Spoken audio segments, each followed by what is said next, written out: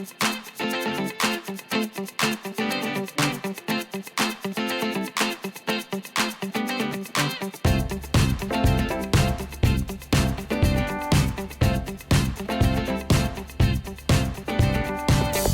in the goat yard, this is the second mole I have found dead in maybe like 10 days. I don't know. My guess is, oh, good girl. My guess is it's just the result of these extreme cold temperatures. The ground gets more and more frozen and they have a harder time finding worms and other insects in the ground, I'm guessing, and they end up starving. Or maybe, I don't know why he would. Maybe he just comes out and then the ground's rock hard. I would be surprised if they can dig through that. I'm not sure. I don't know enough about moles. Although they are a little interesting little fellas. But yeah, so I don't know. Maybe it's a matter of them coming up for some reason and then not being able to find the hole again and freezing. Not sure. But yeah, it's kind of crazy. So you've probably seen a viral video going around, or a number of different videos going around about exploding trees. With these harsh, extreme cold temperatures we're facing here, negatives, I mean, I start talking, the roosters start going. But anyways, it's been very cold. And with that, there have been some viral videos going around online of trees exploding. Kate is actually the one that shared this with me, and she wanted to know about it. So I figured we'd make a video out of it. But before we dive into the video and talk about these exploding trees, I want to share a funny story I wish I just captured on camera. As I'm setting my tripod up, it's single digits right now. I'm setting my tripod up and I hear the front door open. Like, who's coming outside right now? Ty came outside on the porch. And he's got long sleeve and pants, but that's it. He's not wearing boots or anything. He comes out in his bare feet on the porch to tell me about a porcupine fish. I can't remember what kind of fish it is. I don't know a lot about the ocean. I think he called it a porcupine fish or something. Porcupine puffer? I don't know. Something like that. But he just came out to tell me about it. Ty's obsessed with animals and learns as much as he can about them. And he just learned that these poison puffer porcupine fish things are poisonous, and talked about their eyes going all sorts of different directions. I don't know.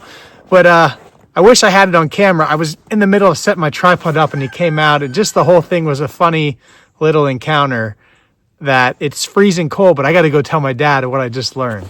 And I'm going to tell you what I learned about these exploding trees. So let's get into it.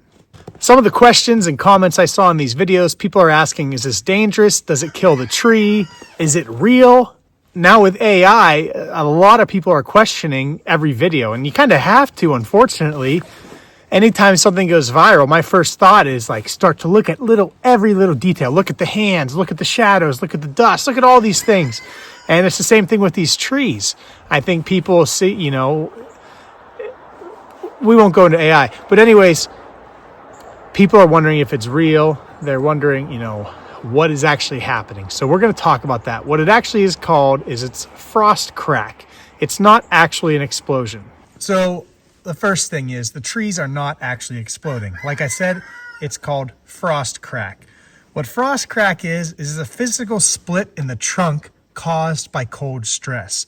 You're only going to see this when there's a rapid change in temperature. So maybe if temperatures drop a whole lot, the inside of the tree is going to be warmer than the outside of the tree. It takes longer to cool that inside of the tree, right? So the outside of the tree is going to cool much faster than the inside. And eventually what happens is it creates a lot of stress. And as that stress builds up, it ends up cracking.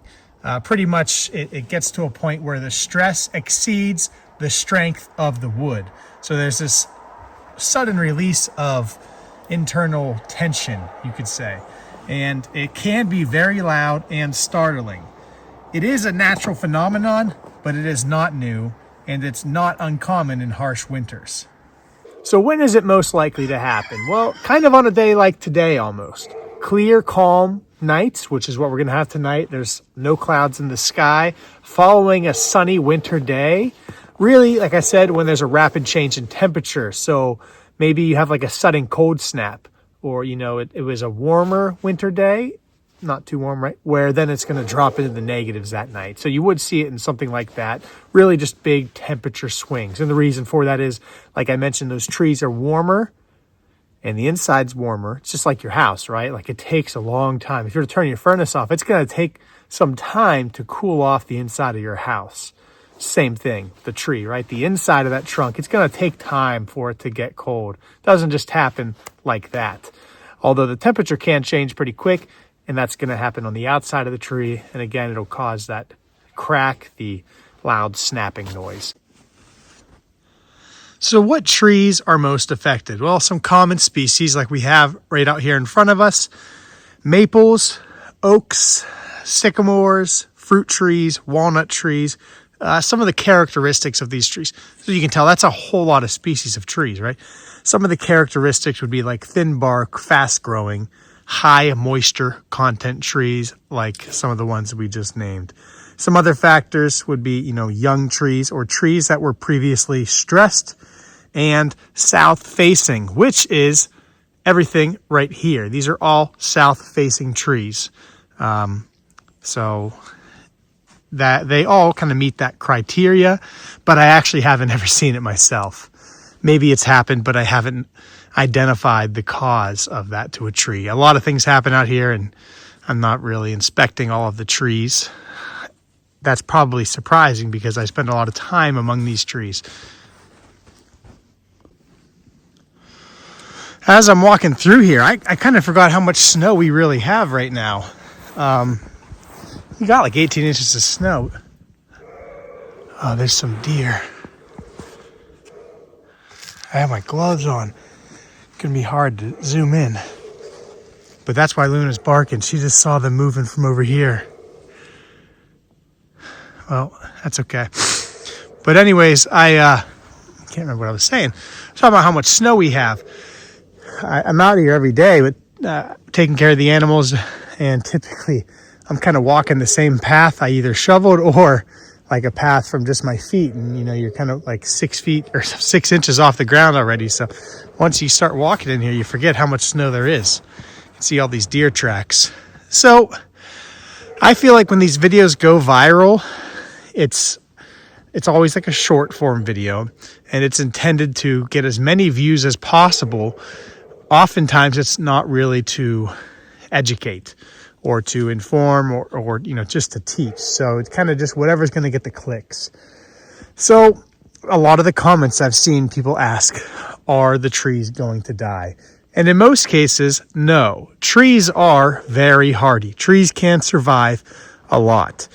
Oftentimes people think that trees heal, but realistically, they don't actually heal. What they do is they seal off the wound. Like whenever it loses a branch, it seals that wound. It doesn't necessarily heal.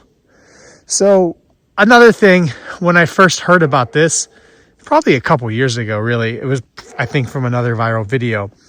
And it's kind of described in a way like it's never happened before, or only this person caught it on video. And it is a natural phenomenon. We already discussed that.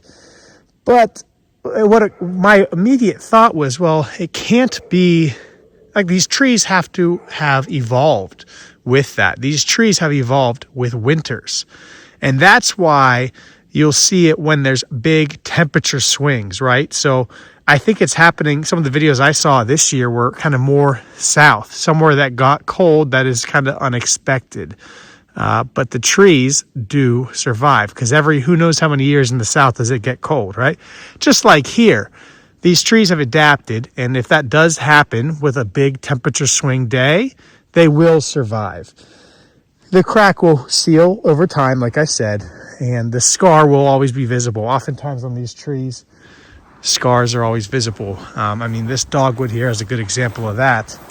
But anyways, the only concerns long term, you can see here it's kind of hollowed out. This tree's been through it. Not the frost crack, but I mean, been through some things. But as I was saying, the long-term concerns would be decay, fungal infection, or just structural weakness. But again, it does not mean a death sentence for the tree. So some questions I saw people had was, can you prevent frost cracks? And you really can't. I mean, especially if you're managing somewhere like this, right? Like, what's my game plan here?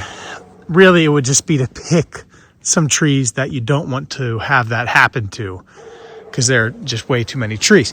And I would probably pick these young trees, because I have a lot of trees in these cages that I've planted that I would not want that to happen to.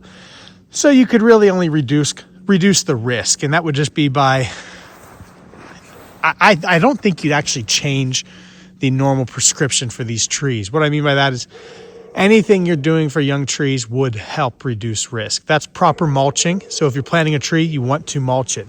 Look at how perfectly mulched this is. You can't see the mulch because of all the snow, but I follow the 3 by 3 by 3. It's 3 feet wide, 3 inches deep, and 3 inches from the trunk of the tree. So proper mulching would help. Avoiding late fall pruning. You really want to just prune in that window. I always tell people that ask me, prune basically Thanksgiving to Easter in that window. And just maintaining overall tree health. And then some people use tree wraps. I've never actually used that, but some people do. Your goal is just to reduce stress and moderate the temperature swings. But by proper mulching, you know, these trees are dormant. They are accustomed to it. That should all help. So setting the record straight, the trees aren't really exploding. Although I see how people could make that case, especially as, you know, when you describe it, it kind of sounds like an explosion, right? But it's just the frost crack. It is natural phenomenon. It does happen. It's always happened. It's not a brand new thing. I think we just, with social media, Luna's barking at me. With social media, things tend to go viral and oftentimes don't explain what's happening because that's not as interesting to get clicks. Take these videos, for example. Not a lot of people want to watch me talk about the things I talk about for 20 or 30 minutes. People want 30, 60 seconds of this tree exploded and I caught it on camera, right? So that's, anyways, just wanted to set the record straight. I thought it was an interesting topic. So like I said, this is natural. It does happen. It's part of winter ecology. But I do want to know if you have ever seen this happen, if you've ever heard it happen, I should say, if you've been out in the woods when this has happened. I don't think I have. I mean, I've heard the trees make a lot of sounds recently. I don't think it's frost crack, though. I think it's just kind of, I mean, the trees have been frozen for a long time here, cold here. So we haven't really had those big temperature swings. For like a month, it's been frozen temperatures, very cold. So I think that's why we're not having that. I think a lot of those videos came out of the South online. So let me know if this is something you've experienced and what it was like. But anyways, thanks for watching, guys. I hope you found this interesting. Hope we kept it short enough, and we will see you on the next video. I paused like I was going to say something else because I was going to tell you about my next video, but I think we'll just save that. See you on the next one.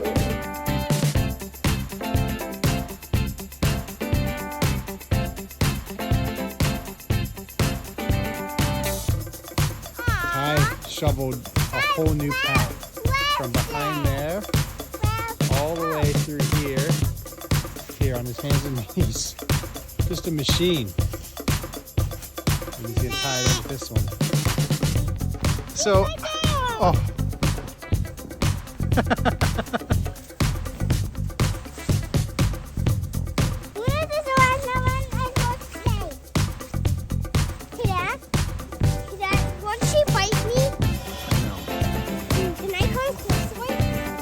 Hi.